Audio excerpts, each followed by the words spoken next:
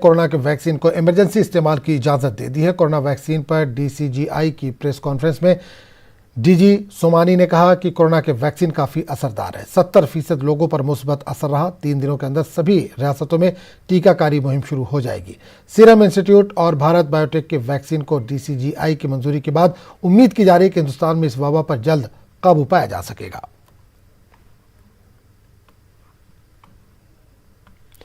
Bharat biotech और serum institute of India के vaccine को इमरजेंसी इस्तेमाल की मंजूरी मिल गई है। भारत के ड्रग्स कंट्रोलर जनरल ने इसकी इजाजत दे दी है। डीसीजीआई वीजी सोमानी ने आज एक प्रेस कॉन्फ्रेंस में इस बात का ऐलान किया। वीजी सोमानी ने कहा कि सब्जेक्ट एक्सपर्ट कमेटी की सिफारिश के मद्देनजर इसके महदूद इस्तेमाल यानी इमरजेंसी में इस्तेमाल की इजाजत दी जाती है। डीसीजीआई ने वैक्सीन को महफूज बताया, लेकिन साथ ही ये भी कहा कि वैक्सीन का ट्रायल अब भी जारी रहेगा।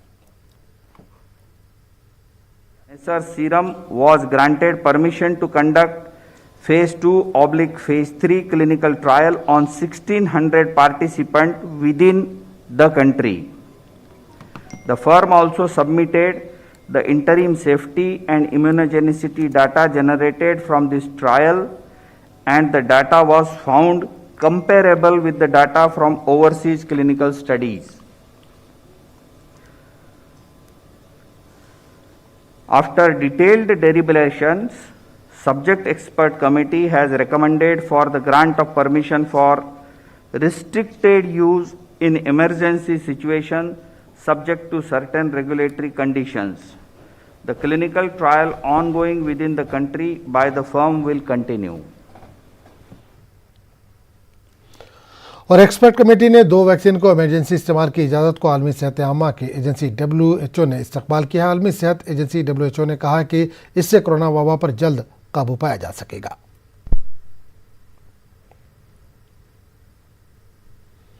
और बीजेपी के कौमी तर्जुमान सैयद शाहनवाज हुसैन ने भी खुशी का इजहार किया और कहा कि हमारे लिए फख्र की बात है कि दोनों वैक्सीन भारत में बनी है। का दिन है, प्राउड का दिन है, क्योंकि भारत के साइंटिस्ट ने वो कमाल करके दिखाया है। अन्य देशों में जहां एक वैक्सीन बनाने में दिक्कत आई, उनको भारत की कंपनी सीरम इंडिया और भारत बायोटेक ने कोवैक्सीन और कोविशील्ड बनाकर कमाल कर दिया है। आज देश के प्रधानमंत्री ने उनको बधाई दी है और ये मेड इन इंडिया है। हम डिपेंड रहते थे, हम पहले दूसरे देशों पर डिपेंड रहते थे, लेकिन आत्मनिर्भर Bharat, made in India, make in India, Bharat आगे बढ़ता हुआ, विश्व गुरु के रास्ते पर बढ़ता हुआ ये भारत है जहां हमारे पीछे दुनिया चलेगी। हम अब दुनिया के पीछे नहीं चलते। हम आदर्श देश बने हैं, क्योंकि कोरोना के खिलाफ लड़ाई में भी प्रधानमंत्री नरेंद्र मोदी जी के नेतृत्व में एक बड़ी सफलता हमने पाई थी। हमारी आबादी बहुत बड़ी है, 135 करोड़ का देश है, और यहाँ पर जैसे लोगों की जान बचाई गई, जिस तरह यहाँ मैनेजमेंट हुआ, हम कोरोना की लड़ाई भी जीते और वैक्सीन की लड़ाई में भी दुनिया को संदेश दिया कि भारत सिर्फ 135 करोड़ आबादी का देश ही नहीं है, बल्कि भारत सक्षम देश है। एक वैक्सीन की जगह 2 वैक्सीन बनाने वाला देश है, और पूरे खुशी की लहर पूरे देश के अंदर फैल गई। कोरोना को मात देने के लिए सीरम इंस्टीट्यूट, भारत बायोटेक और कैडिला के टीके को एक्सपर्ट कमेटी की सिफारिश के बाद ड्रग कंट्रोलर ऑफ इंडिया ने मंजूरी दे दी है। क्लिनिकल ट्रायल में 70.42% लोगों पर यह टीका असरदार रहा है। अपने क्लिनिकल ट्रायल में भारत बायोटेक और सीरम इंस्टीट्यूट ने 3rd फेज में 25,800 में से अभी तक 22,500 लोगों पर ट्रायल किया है, जबकि कैडिला 3rd फेज में 26,000 लोगों पर ट्रायल कर रही है। टीके को 2 से 8 डिग्री के तापमान में रखा जा सकता है। कैमरामैन प्रहलाद के साथ नई दिल्ली से अशरफ काजवी, न्यूज़ 18। कोरोना वैक्सीन की मंजूरी पर पीएम मोदी ने मुबारकबाद दी है और कहा है कि हमारे लिए फख्र की बात है कि जिन वैक्सीन को इमरजेंसी इस्तेमाल की इजाज़त दी गई है वो दोनों मेड इन इंडिया हैं।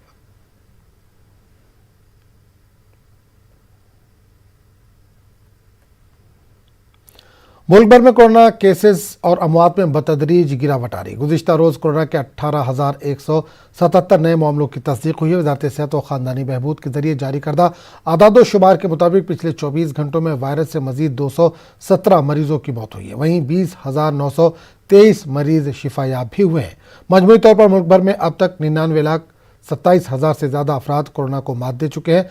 कोरोना के एक्टिव मामले 2,47,220 है। मजमूई तौर पर मुल्क में अब तक कोरोना से 1,49,435 अमवात हो चुकी है।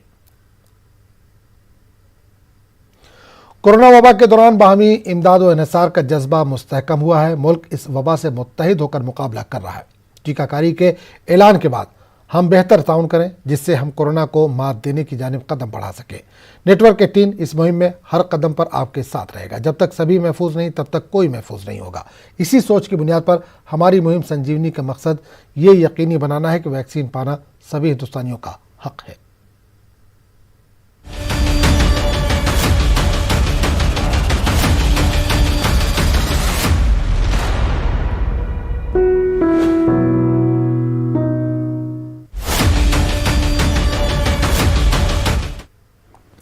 किसानों के एहतजाज का आज 39वां दिन है। किसान लीडरान ने कहा है कि आखिरी सांस तक आंदोलन जारी रहेगा।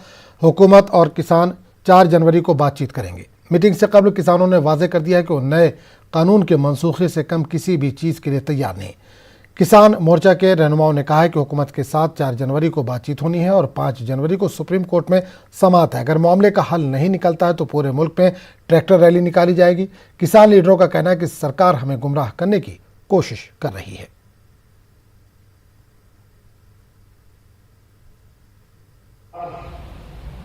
हठधर्मी में फंसी हुई है। ईगो प्रॉब्लम हो गई है सरकार को कि अगर उनको ये कानून वापस लेने पड़ते हैं तो बहुत शायद उनकी फजीहत होगी, इसलिए फंसी हुई है सरकार।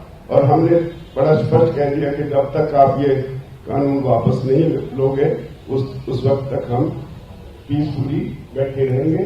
तो अब सरकार के पास जवाब कोई है नहीं, इधर उधर का दुष्प्रचार किया जा रहा है। तो हमारी मांग है कि जितनी देर तक ये कानून आप रिपील नहीं करते उतनी देर तक हम बैठे हैं। और बड़ा साफ स्पष्ट कह दिया है कि we were peaceful, we are peaceful, we will be peaceful. यह हम गारंटी देते हैं। पिछले 3-4 महीने से पहले रेलवे लाइन्स पे बैठे थे, अब यहाँ आके बॉर्डर्स पे बैठे हैं। हम पीसफुल रहे हैं, एक पत्ता तक नहीं तोड़ा।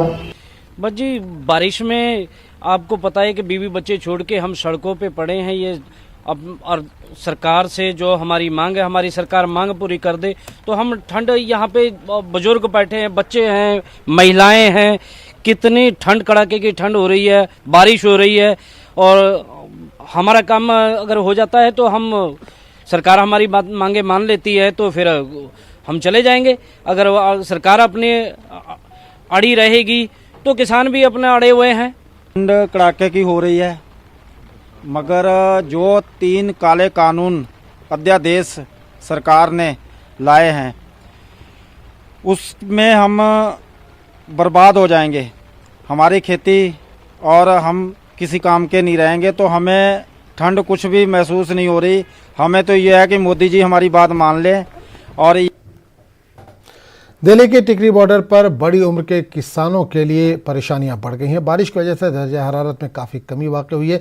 लोगों का कहना है कि इन्हें मरने का खौफ नहीं है। जब तक मरकज़ हमारी जायज़ मांगों को नहीं मान लेती तब तक यहां से नहीं जाएंगे।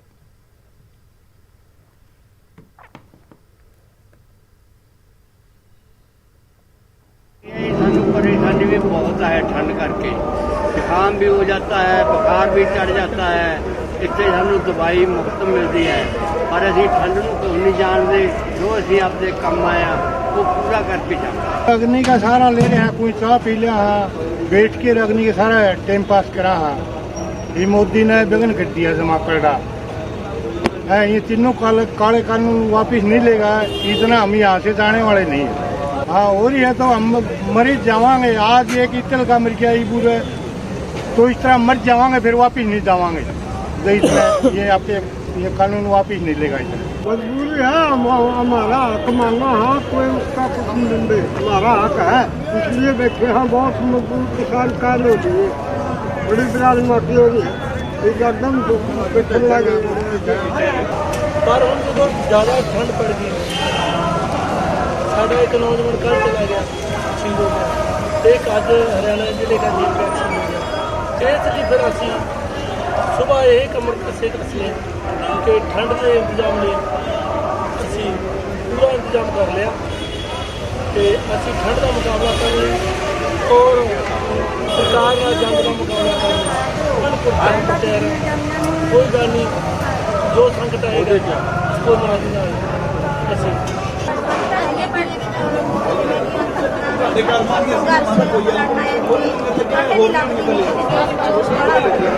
ਅਸੀਂ ਆਪਣੇ ਪੂਰੇ ਪ੍ਰਬੰਧ ਕਰਕੇ ਆਏ ਆ। ਕੋਈ ਸਾਨੂੰ ਇਸ ਗੱਲ ਦਾ ਡਰ ਨਹੀਂ।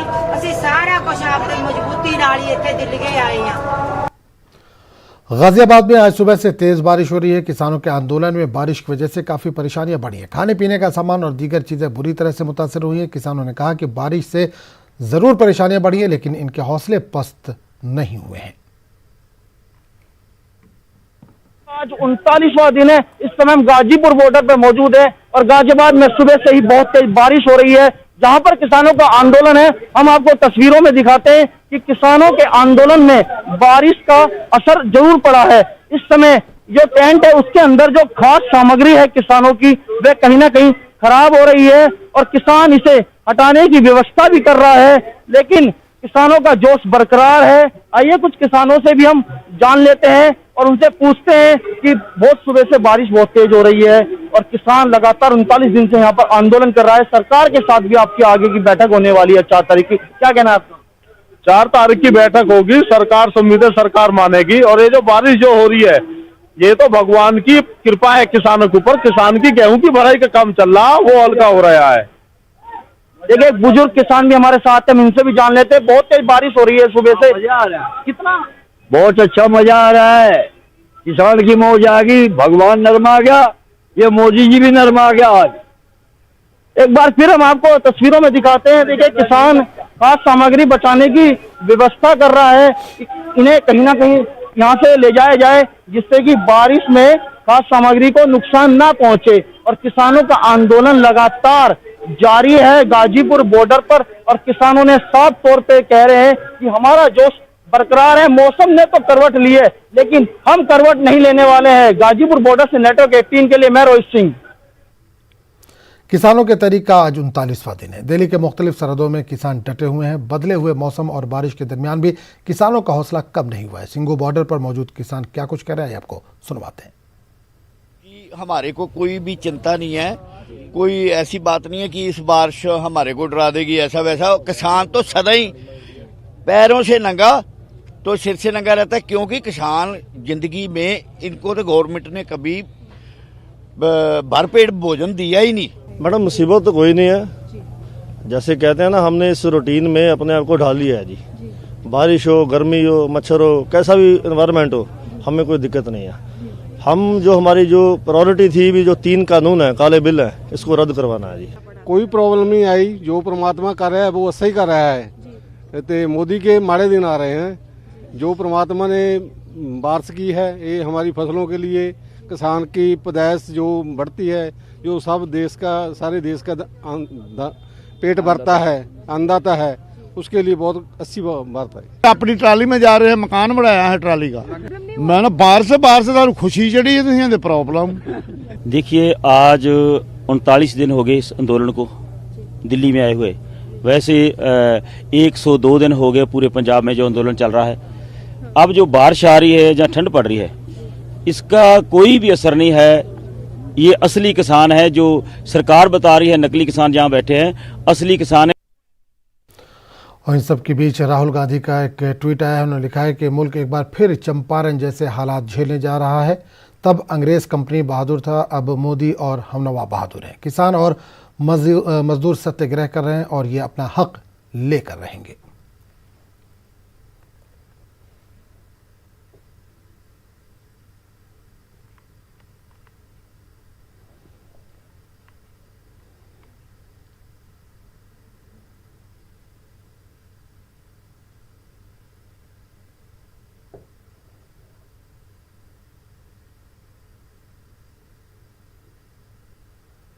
गाजीपुर बॉर्डर पर आंदोलन के दौरान रामपुर के रहने वाले एक किसान ने गुज़िश्ता रोज़ खुदकुशी की थी। आज इनके आबाई गांव में इनकी आखिरी रसूमात अदा की गई। इस तकरीब में उत्तराखंड के साबिक वजीर इंद्र हर्षदेश भी शामिल हुए। इन्होंने मीडिया से बात करते हुए कहा कि हजारों किसान अपने जायज हुकूक के लिए आंदोलन कर रहे हैं, इसलिए इनकी मांगों को मानना चाहिए। इन्होंने कहा कि अगर किसान खुशहाल रहेंगे तो मुल्क खुशहाल रहेगा।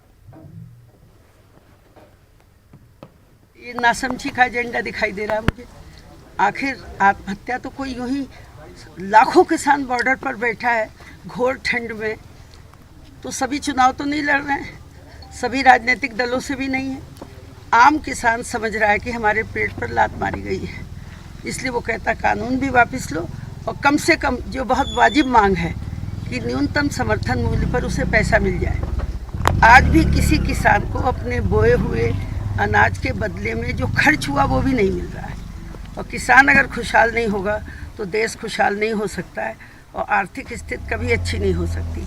ये बात सब जानते हैं, मुख्यमंत्री रहे, मंत्री रहे और विभिन्न जगहों पे सब जानते हैं। उन्हें ये लगता है अगर एमएसपी को हम कानूनी दर्जा दे देंगे तो हमें पैसा देना ही पड़ेगा और उन लोगों को सज़ा भी मिल सकती है, उसमें सरकार भी शामिल है।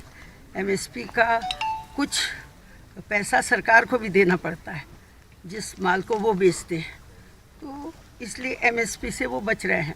और किसान के हक में केवल एक ही बात है, उसे न्यूनतम समर्थन मूल्य मिल जाए। कर्नाटक में कोरोना की वजह से कई महीनों के बाद स्कूल और कॉलेजों का दोबारा आगाज तो हो गया है, लेकिन अभी भी कई तलबा स्कूल और कॉलेज आने में दिलचस्पी नहीं ले रहे हैं। मुख्तलिफ स्कूलों के टीचरों और मुंतजमीन का कहना है कि तालीमी इदारों का आगाज होकर आज दूसरा दिन है, सिर्फ 70% तलबा हाजिर हुए। बाज़ स्कूलों में सिर्फ 50% तलबा की हाजिरी की खबर है।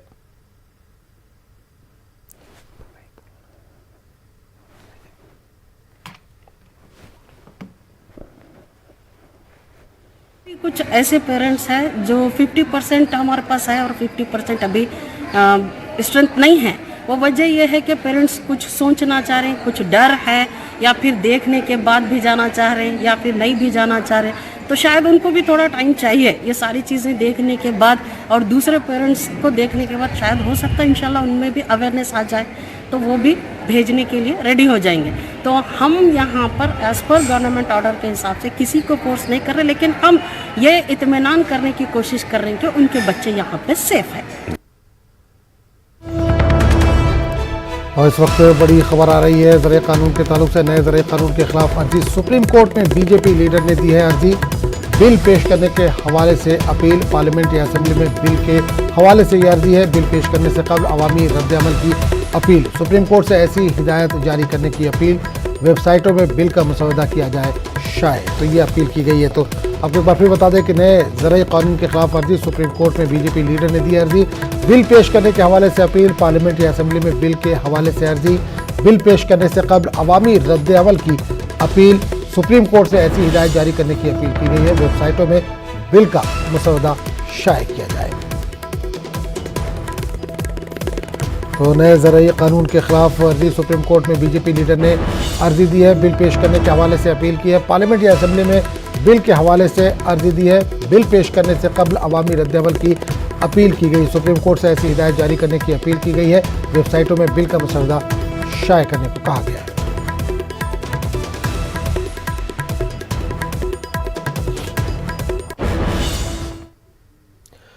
डिग्री कॉलेज करगिल में ऑल इंडिया ऑनलाइन मुशायरे का एहतमाम किया गया। गवर्नमेंट कॉलेज ने पहली बार उर्दू के इस मुशायरे की मेज़बानी की।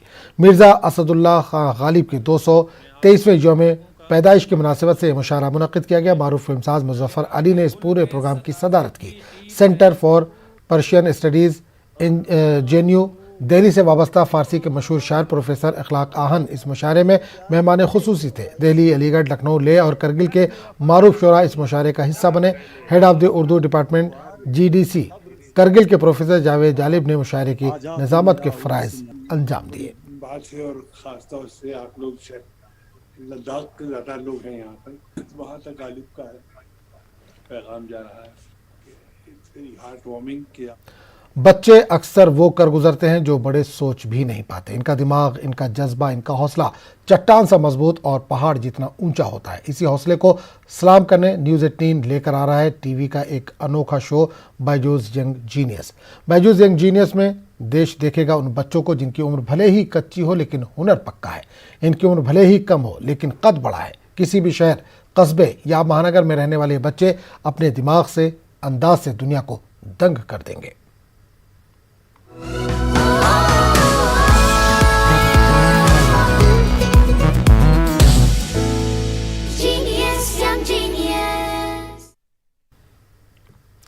अब बात 8वीं क्लास में पढ़ने वाले एक ऐसे बच्चे की जो आर्टिफिशियल इंटेलिजेंस यानी AI पर काम कर रहा है।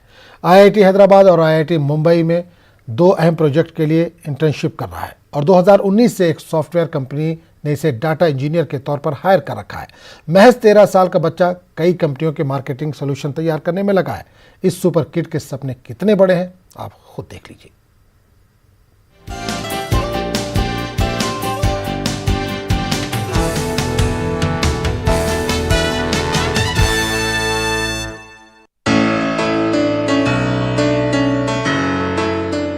सिर्फ 13 साल की उम्र में क्या कोई बच्चा किसी बड़ी कंपनी का डाटा साइंटिस्ट बन सकता है?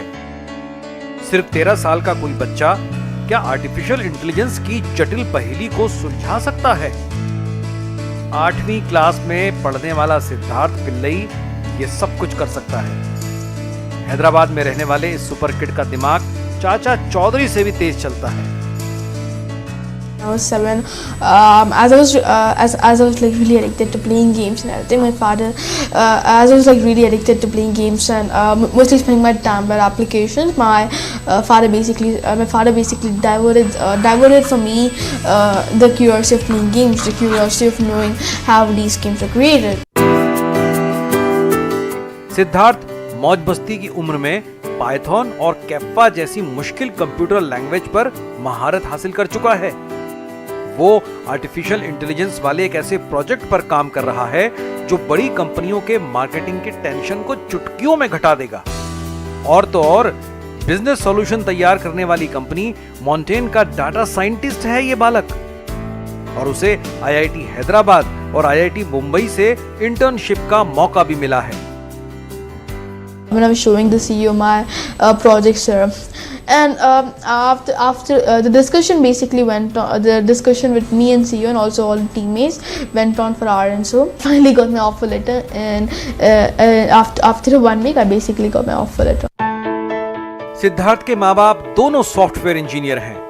पिता ने 7 साल की उम्र में ही उसके सामने शर्त रखी कि वीडियो गेम तभी खेलने देंगे जब वो ये बताएगा कि वीडियो गेम काम कैसे करता है और उसे बनाने के लिए कौन सी लैंग्वेज और एल्गोरिदम इस्तेमाल होता है। I try to divert his mind in technology way. Whatever he learn is completely self-learning only from online. जुनून था या बेहिसाब प्रतिभा, सिद्धार्थ का नूर फैलता गया।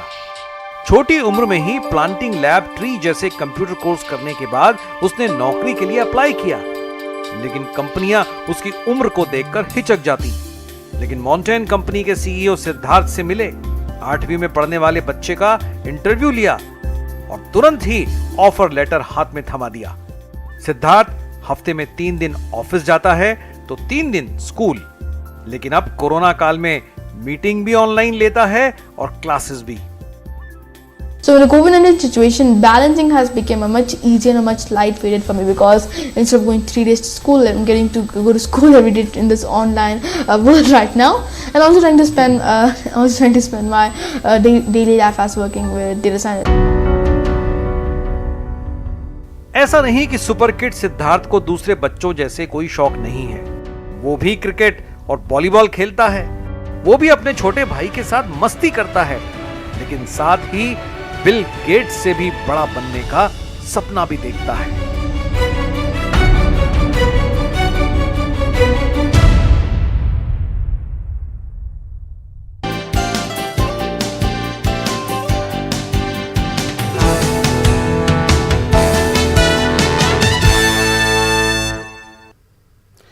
ये किड्स वाकई कमाल के हैं। ऐसे न जाने कितने और जीनियस बच्चे हमारे आसपास मौजूद हैं। यहाँ 16 जनवरी से न्यूज़ 18 लेकर आ रहा है ऐसे ही अनोखे बच्चों का दंग करने वाला जुनून, दिमाग और हौसला, और बड़ी हस्तियों के साथ उनकी जुगलबंदी। देखिए Byju's young genius news 18 Urdu पर हर शनिचर रात 9 बजे और इतवार दिन के 12 बजे।